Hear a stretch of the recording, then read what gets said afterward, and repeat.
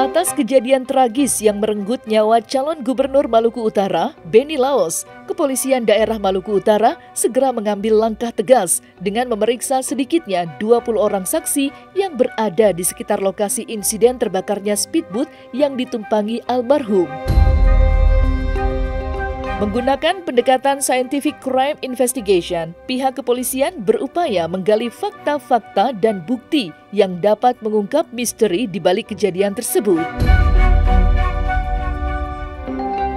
Kapolda Maluku Utara menghimbau kepada masyarakat untuk tidak berspekulasi mengenai penyebab kebakaran dan untuk memberikan waktu bagi tim penyelidik untuk melakukan tugas mereka secara menyeluruh.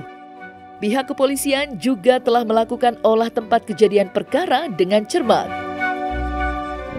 Tim penyidik berusaha menemukan jejak-jejak yang dapat menjelaskan apa yang sebenarnya terjadi pada saat speedboat tersebut terbakar. Setiap detil diperiksa dari sisa-sisa bahan bakar hingga kondisi teknis kapal guna memastikan tidak ada yang terlewat dalam penyelidikan ini. Hendra Karyanga, selaku Ketua Tim Hukum Benny Laos, juga menyatakan harapannya agar kasus ini dapat segera terkuak.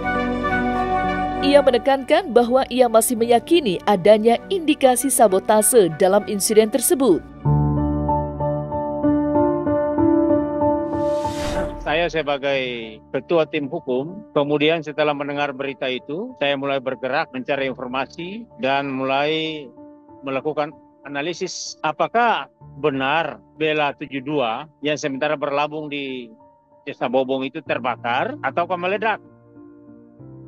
Dua hal yang berbeda, speed terbakar dan speednya meledak. Kalau speednya terbakar, berarti bisa human error. Karena ada kaitan dengan mereka lagi mengisi bahan bakar minyak dan katanya gensetnya hidup. Kalau itu terbakar. Tetapi faktanya speedboat Bella 72 bukan terbakar, tapi meledak dari depan. Kalau terbakar itu dari belakang, Mbak. Tapi ini meledak dari depan. Berarti speednya itu ada yang sabotase, ada yang pasang sehingga meledak. Berbagai informasi yang kami dapat bahwa keterangan dari motoris waktu almarhum Benny Laos naik ke speedboat, itu sebelum naik ada 2 orang yang datang ke speedboat. Mereka memakai masker dan mereka pura-pura meminta kostum. Itu mungkin orang yang pertama yang harus dicurigai aparat penegak hukum, dalam hal ini kepolisian, harus mencari tahu siapa 2 orang itu. Nah, tiba-tiba setelah almarhum naik ke speedboat, orang 2 itu menghilang. Beberapa menit kemudian, beberapa lama waktu kemudian, speedboatnya meledak dari depan. Logikanya kalau terbakar bukan dari depan, Mbak. Karena pengisian bahan bakar minyak itu di belakang. Logikanya. Tapi ini meledak di depan. Itu berarti speedboat Bella 72 tidak terbakar tapi meledak. Kemarin saya minta ke Polda untuk coba diselidiki apakah speedboat Bella 72 itu meledak atau terbakar. Kalau dari hasil penyelidikan kami tim bahwa itu bukan terbakar tapi meledak.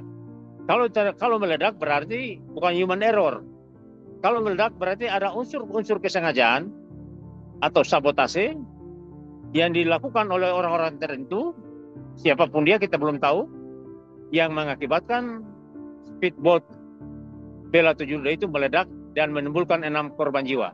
Jadi sampai hari ini sudah kurang lebih 16 orang saksi yang diperiksa. Kemudian barang bukti oleh Polres Taliabu sudah menyerahkan juga ke tim ahli. Dalam hal ini dari Mabes. Ada beberapa barang bukti yang sudah diserahkan. Ya, kita berharap bahwa dari hasil pemeriksaan nanti melalui scientific crime investigation yang dipunyai oleh Mabes bisa segera diungkap sebab-sebab kematiannya 6 orang termasuk almarhum, dan apakah speedboat itu terbakar atau meledak. Kalau meledak, kami berkeyakinan bahwa itu adalah disengaja dan itu adalah merupakan unsur sabotase. Berjuta pasang mata kini mulai menyorot dengan tajam, menciptakan gelombang spekulasi dan kekhawatiran di tengah masyarakat. Terdapat kejanggalan yang mencolok yang mengarah pada sebuah tudingan bahwa tragedi yang merenggut nyawa Benny Laos bukanlah kecelakaan murni. Sebaliknya, semakin banyak orang yang meyakini bahwa ada dugaan tindak kejahatan di balik insiden tersebut.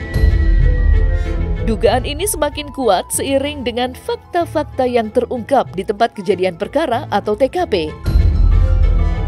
Salah satu temuan yang mencolok adalah keberadaan 2 orang asing di speedboat yang ditumpangi almarhum. Identitas mereka hingga kini masih misterius, dan keberadaan mereka menambah kecurigaan bahwa mungkin ada perencanaan di balik kebakaran yang mengakibatkan tragedi ini. Lebih lanjut, kesaksian dari istri Benny menambah lapisan kompleksitas pada kasus ini. Ia mengaku mencium bau bahan bakar yang menyengat dan berbeda dari biasanya sebelum terjadinya kebakaran. Pernyataan ini menimbulkan pertanyaan besar, apakah bahan bakar tersebut sudah diubah atau dimanipulasi? Soal itu saya tidak tahu, kita dari pihak keluarga tidak mau berpikir terlalu jauh ya. Kita sudah menerima keadaan, kita berduka, tidak mau menambah perasaan beban yang lain lagi, kita serahkan ke pihak polisi aja, berwajib yang. Indikasi kalau melihat tragedinya itu mungkin ada kaitan dengan lawan politik atau lawan bidang usaha. Karena tidak lazim ada ledakan gitu. Ledakan itu bukan di titik ledakan alur bahan bakar, tapi ledakan yang dekat bahan bakar.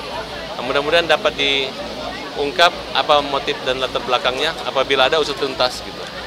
Sehingga jangan sampai kasus dan ini bisa membuat korban-korban para calon-calon pilkada di berbagai daerah. Ya kalau memang ada 2 orang minta baju kemudian orang itu menutup pakai masker, kan sekarang zaman udah nggak pakai masker.